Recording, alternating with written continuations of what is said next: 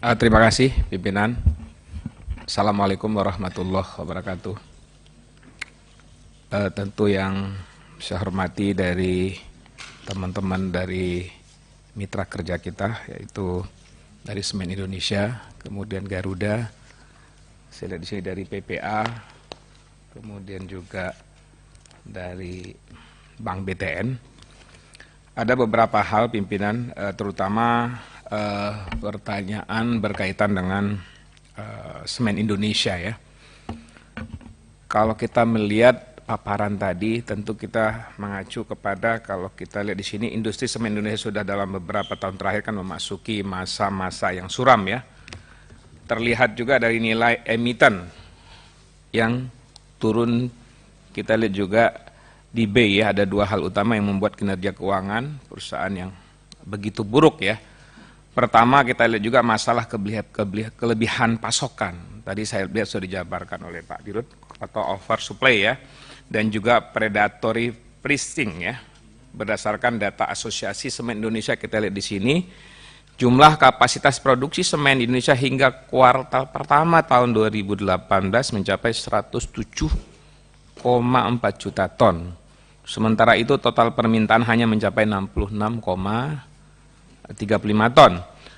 Tentu artinya ada oversupply. Kita lihat di sini sebesar 41,5 juta ton. Tentu kita berharap sejauh mana apa koordinasi yang dilakukan oleh kementerian ya terkait kebijakan, kita tahu Pak Presiden ya, yang saat ini fokus pada pembangunan infrastruktur. Kita lihat juga dan pembangunan ibu kota negara IKN ya. Kalau kita lihat mengacu Pak Dirut, kita lihat logika sederhana aja. Penyerapan produksi dari produksi semen Indonesia untuk jadi bahan utama ini harusnya kan menjadi produksi dalam negeri ya. Lalu bagaimana pertimbangan misalnya penjualan semen hanya 76,26 juta ton tahun 2019. Kemudian utilisasi pabrik semen nasional hanya mencapai 69%. Maka kapasitas pabrik semen di Indonesia sekitar 109 juta ton per tahun. Jadi ada kelebihan pasokan atau oversupply sebanyak 33 juta ton. Kita juga lihat di sini berdasarkan data Asosiasi Semen Indonesia, penjualan dalam negeri dan ekspor tentu membaik ya pada tahun sekarang ini kita lihat ya. Tapi tingkat utilitas pabrik semen masih hanya 61% pada semester pertama tahun 2021 yang mengacu data Asosiasi Semen Indonesia. Artinya apa Pak Dirut? Sekitar 40% dari total kapasitas produksi 116 juta ton per tahun tak terpakai. Ini cukup banyak ya. Ini sebenarnya menjadi harapan kita semua, bagaimana solusi ya. Kemudian hal ini juga perlu diantisipasi dengan tidak adanya lagi pabrik semen baru di 5-10 tahun mendatang. Tentu kita harapkan ini juga tidak terjadi lagi sehingga tidak oversupply semen tersebut.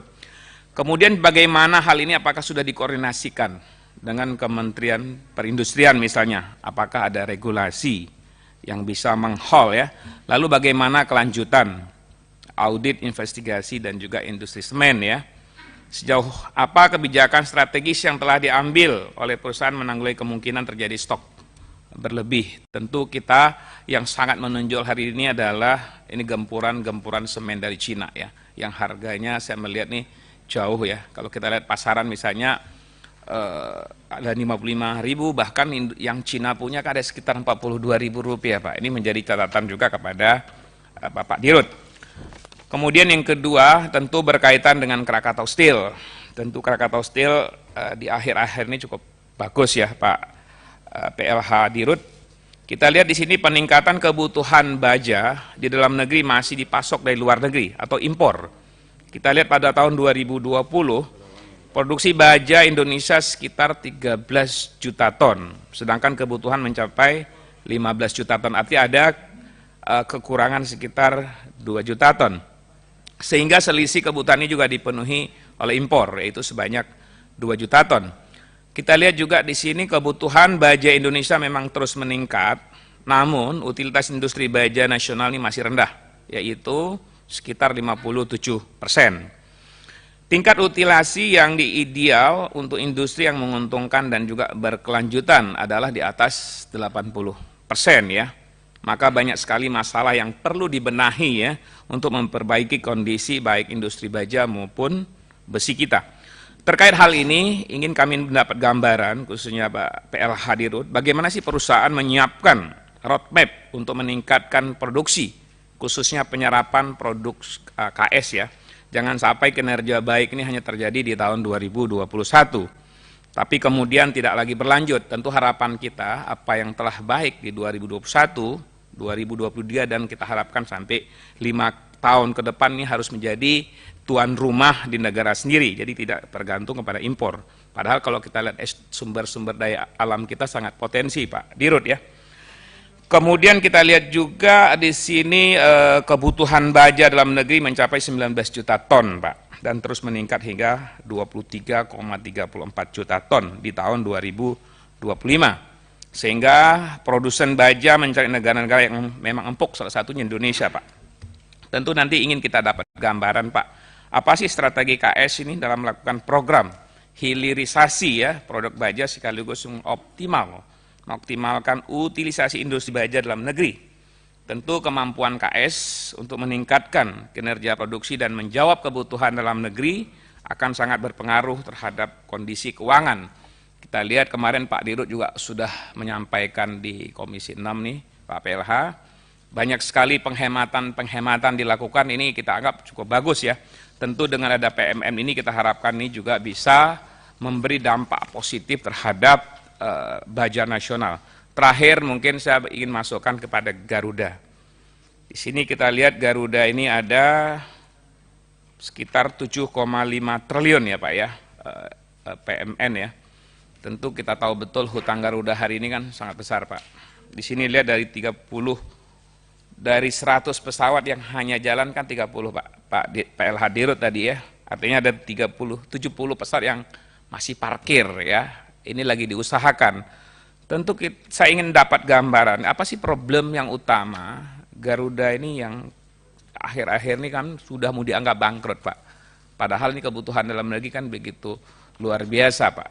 Apalagi hari-hari terakhir ini kan kita lihat di Terminal 1, Terminal 2 itu penumpukan penumpang luar biasa Pak. Akhirnya apa? Terjadi harga yang begitu besar. Termasuk misalnya kami Dapil Aceh Pak, ini cukup berat Pak.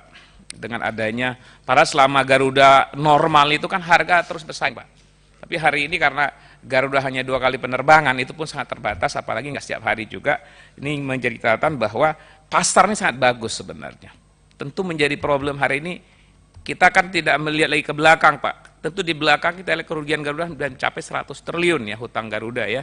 Artinya memang langkah-langkah apa sih dilakukan, jangan sampai terjadi lagi apa yang terjadi di tahun-tahun belakang ini. Kita tahu betul memang 2 tahun ini pandemi ini sangat berdampak terhadap kinerja Garuda itu sendiri. Mungkin itu beberapa hal, pimpinan. Terima kasih. Assalamualaikum warahmatullahi wabarakatuh.